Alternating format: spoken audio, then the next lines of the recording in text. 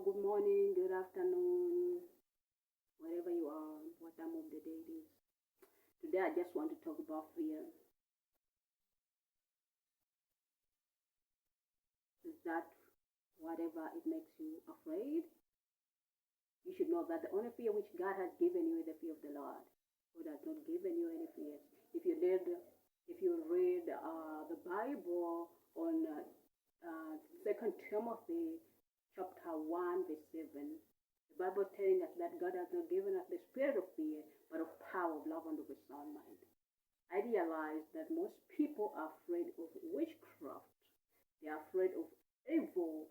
Most people are afraid of satanic powers. But you should also remember that on Luke 10, verse 19, God has given us the authority over all the power of the enemy, and He has promised that He will step on snakes and scorpions and will crush them, they will not even injure us. I used to be one of the people who was afraid of witchcraft. I was afraid of satanic powers. But I realized that because of reading the Bible regularly, I realized that the Bible is not just the word, it's not just the book, but it's the Spirit of God. There's so much power which God has given us through the word of the Bible.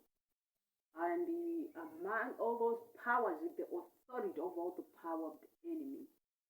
And God has promised that His miraculous signs will accompany us if we believe.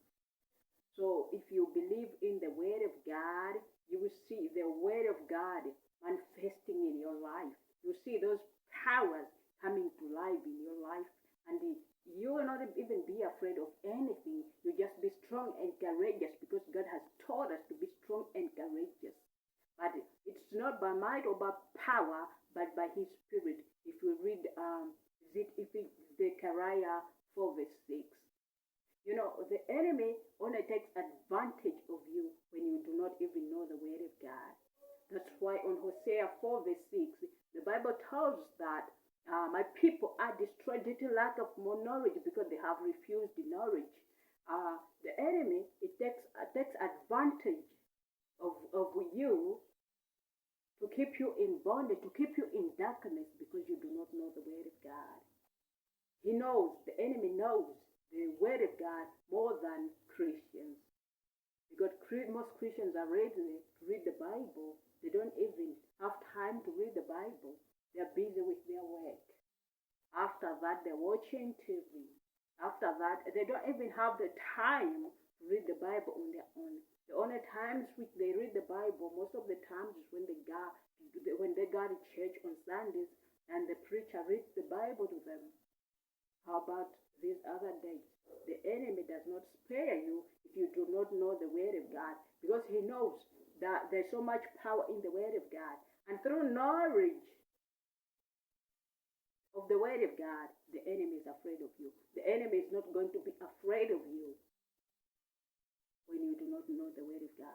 He's only afraid of you when you know the Word of God, when you keep the Word of God in your heart. When you do the Word of God, the enemy is so afraid of you.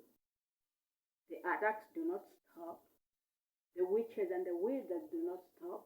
They keep on trying. They keep on trying. But the Bible tells us that they will fight you, but they will not succeed. Because God is with you, and He will take care of you. That is, if we read, Jeremiah 1 chapter 19. We should not be in darkness again. We should not choose darkness. Allow God to take you out of the darkness and put you in His wonderful light. You'll see the power of God manifesting in your life. The enemy is a liar. He's the father of all lies. He's the deceiver. He prowls like a roaring lion, looking for someone that he may devour. But you should not be the one he should devour.